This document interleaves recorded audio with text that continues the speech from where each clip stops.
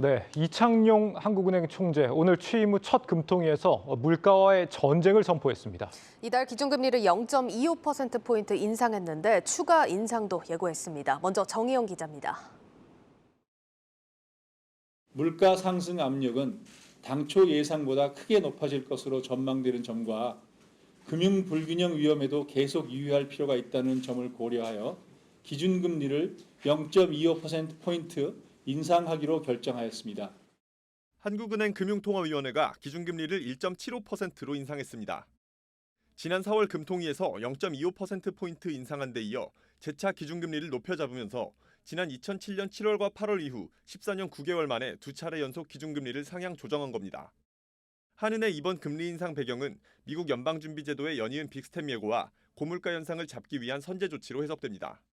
실제 다음 달 열릴 미국 FOMC에서 연준의 빅스텝이 유력한 상황. 시장에서는 연준이 연내 두세 차례 추가로 빅스텝을 밟으며 연말 기준 미국의 정책금리가 2.75%를 넘어설 것으로 전망합니다. 한국은행은 소비자 물가 상승률 전망치를 지난 2월 전망치인 3.1%에서 4.5%로 1.4%포인트 높여 잡았는데 물가 상승률 전망치가 4%를 기록한 것은 지난 2011년 7월 이후 10년 10개월 만입니다.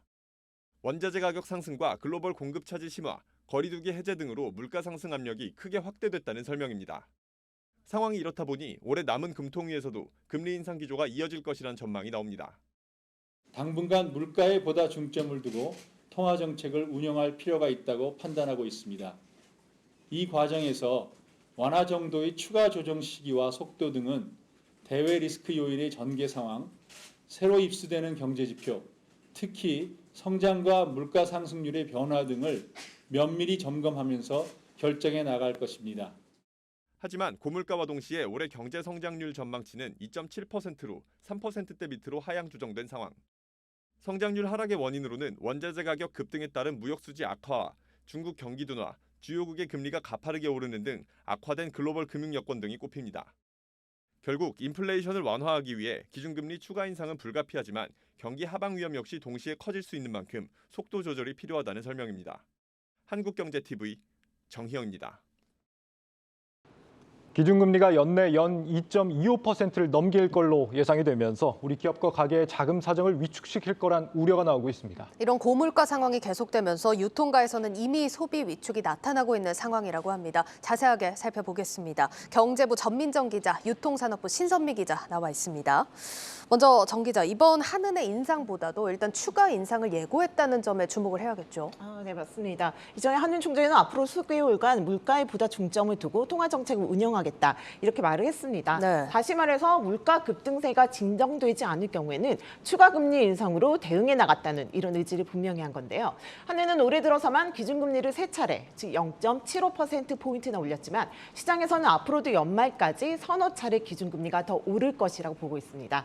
수개월간 물가 관리에 고삐를 쥐겠다고 한 만큼 당장 물가가 고점을 찍을 때까지 7월과 8월 두 달 연속 이제 금리 인상 가능성까지 거론되고 있고요. 이제 이렇게 3번 정도만 올리더라도 연말에는 기준금리가 2.25%가 되고 4번이면 2.5%가 되는 건데요. 이 총재도 내년 초까지도 4%대 물가가 예상된다면서 시장에 예측되는 이제 기준금리 상단이 2.5%까지 오르는 것은 당연하고 합리적이라고 말했습니다. 네, 이창용 총재가 지난번에 빅스텝 배제 안 하겠다 이렇게 얘기해서 네. 시장이 화들짝 놀랐던 적이 있었는데 네. 이번에는 빅스텝 얘기는 없었습니까? 없었고 간담회에서는 본인이 빅스텝 얘기를 이게 한 거에 대한 파장이 큰지 엄청 조심스럽고 경계하는 그런 입장을 보였습니다. 예. 그런데 빅스텝과 관련해서는 여러 물가 지표가 불확실하기 때문에 통화 정책을 운영할 때 모든 가능성을 열어둔다는 뜻 이렇게 말을 이런 원론적인 수준의 발언이라고 이렇게 강조를 했는데요. 미국과 유럽의 물가 상승률이 현재 7에서 8%대인데 비해 아직 우리나라 상승률은 상대적으로 높은 수준은 아닌 만큼 이제 전문가들도 한은이 당장 빅스텝에 나설 것이다 이렇게 보고 있지는 않고요. 하지만 이제 그 가능성을 완전히 배제할 수는 없는 상황입니다. 네. 다음 달 초에 5월 소비자 물가 상승률이 발표가 되는데 상승률이 5%가 넘을 것으로 확실시 되고 있고요. 물가가 이렇게 기대만큼 쉽게 잡히지 않을 경우 한은이 빅스텝 카드를 꺼낼 수도 있다. 있다는 겁니다. 뭐 빅스텝 가능성이 크지 네. 않다는 건 정말 다행이지만 네. 어쨌든 지금 단기의 금리가 많이 올랐고 앞으로도 올라갈 일만 남은 네, 상황입니다. 가장 먼저 걱정이 드는 게 대출 받으신 분들 이자 부담이 상당하겠죠. 네, 맞습니다. 한은 분석 결과 이제 대출 금리가 0.25%포인트만 올라도 전체 대출자의 이자 부담은 이제 3조 원 넘게 늘어나게 되는데요. 예. 올해 이제 3월 말을 기준으로 가계 대출은 모두 1,750조 원 정도 되는데 전체 대출자의 77% 정도가 이제 고정금리가 아닌 변동금리를 이용하고 있거든요. 네. 근데 이 변동금리가 적용된 대출액에다가 0.25%를 곱한 3조 4천억 원 정도가 추가로 불어난 이자가 이제 되게 되는 셈입니다. 예. 단순 계산을 보면 지난해 8월부터 이제 오늘까지 9개월 동안 5차례나 금리를 인상했는데 이로 인해서 늘어난 이자가 17조 원에 달합니다. 대출자 한 명당 이자 부담을 따져보면요. 0.25%포인트 금리가 오를 때마다 이자가 16만 원씩 늘어나게 되는데 지난 9개월 동안 무려 80만 원이나 이자 부담이 커졌다는 계산이 나오게 됩니다. 그러니까 문제는 이자 부담은 이렇게 커지는데 소득은 그대로라는 겁니다. 결국에는 씀씀이를 줄이는 쪽으로 가게 되지 않을까 싶습니다. 네, 뭐 겉으로 드러나는 숫자로 보면 아무래도 일상이 회복되면서 소비 심리도 좀 살아나는 모습입니다. 그런데 이제 1분기 카드 사용 금액을 좀 한번 봐야겠는데요.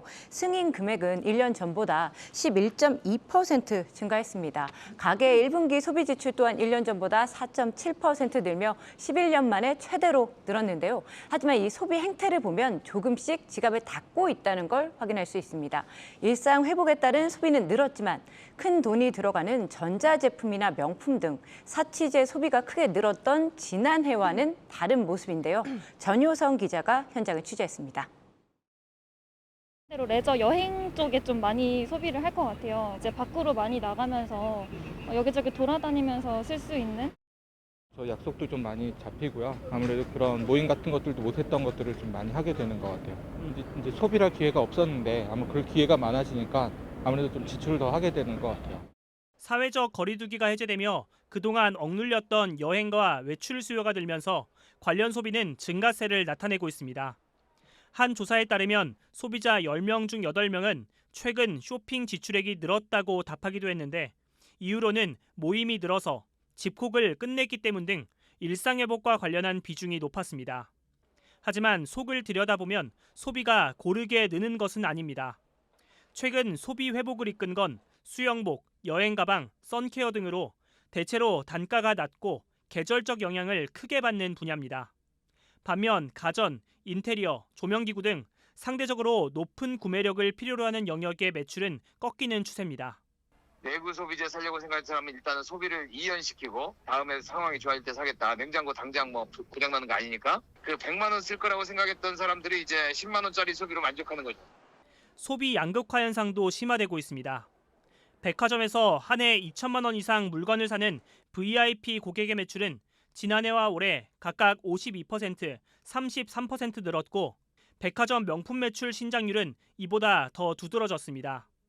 반대로 저소득층과 중산층은 금리 인상과 고물가로 소비 여력이 떨어지면서 교육, 통신, 가정용품 등에서 허리띠를 졸라맨 것으로 나타났습니다.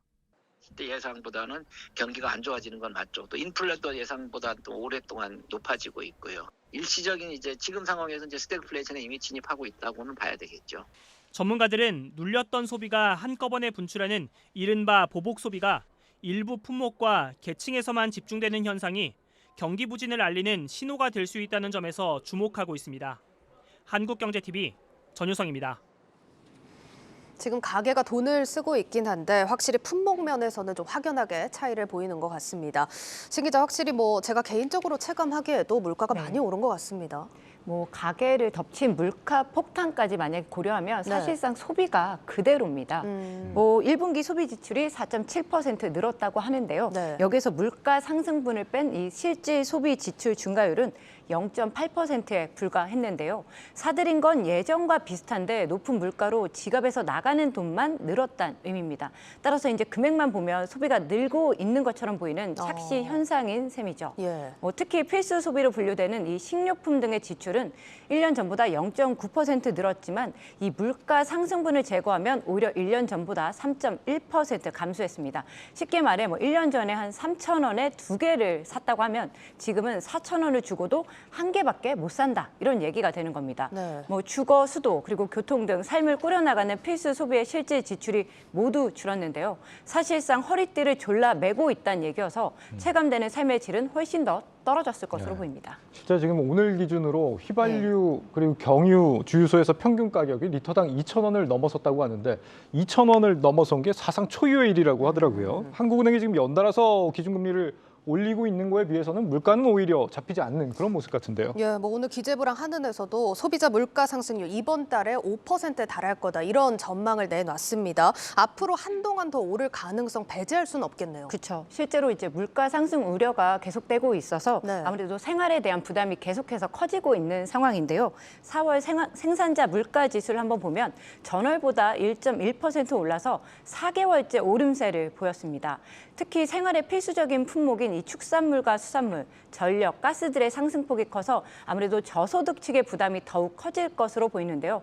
물가 상승에 따른 부담 탓에 실제로 씀씀이도 줄인 모습입니다.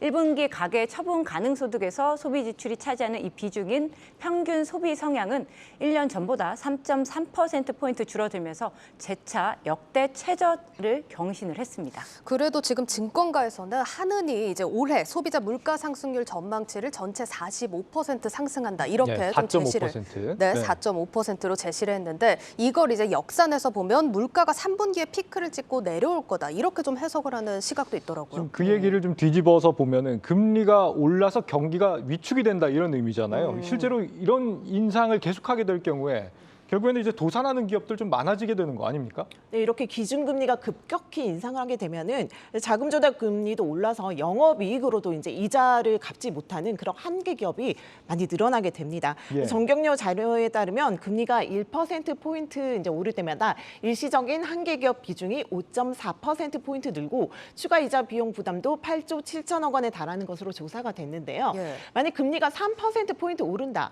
이럴 경우 한계 기업 비중은 50% 절반 수준으로 치솟을 수 있다는 경고까지 나오고 있습니다.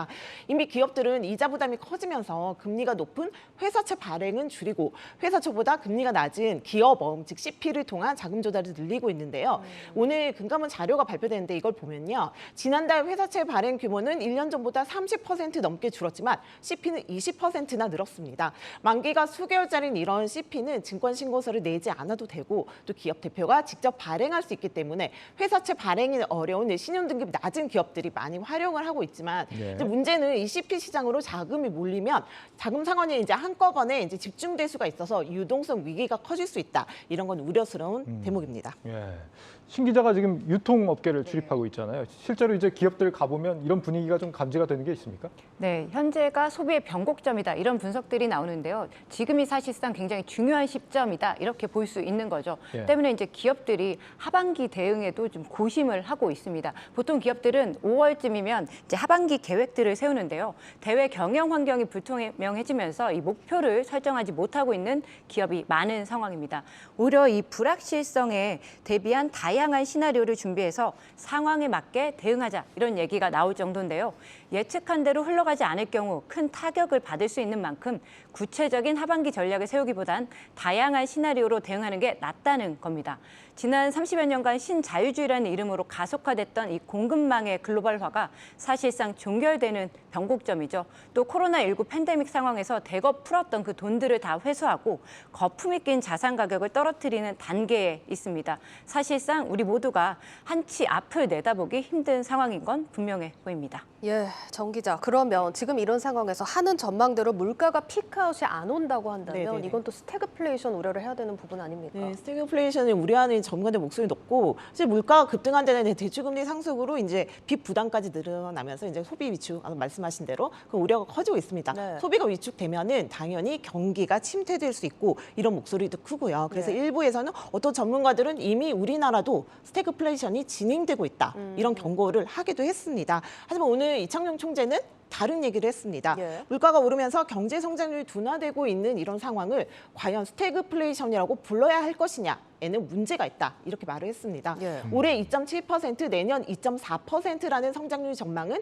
아직 2% 내외인 잠재 성장률보다는 높아서 스태그플레이션을 우려하기보다는 물가 상방 위험을 더 걱정해야 될 상황이라고 이제 본 겁니다. 근데 이 총재는 이번 금리 인상이 취약차주와 한계 기업의 어려움을 가중시킬 수 있다는 점을 인정을 하면서도 이러한 물가 하방 위험 때문에 금리를 올릴 수밖에 없었다. 이런 점을 유난히 강조했는데요. 금리를 올리지 않으면 인플레이션 기대 심리가 높아져서 실제 물가가 더 높아지고 실질 임금이 이제 하락하고 장기적으로는 이런 취약계층에 훨씬 더 큰 피해를 줄 수 있다는 겁니다. 그러면서도 통화 정책만으로는 한계가 있다. 이제 정부의 기재부 이런 곳들의 이제 재정 적재과 같은 정부 정책과의 공조가 필요하다고 언급하기도 했습니다.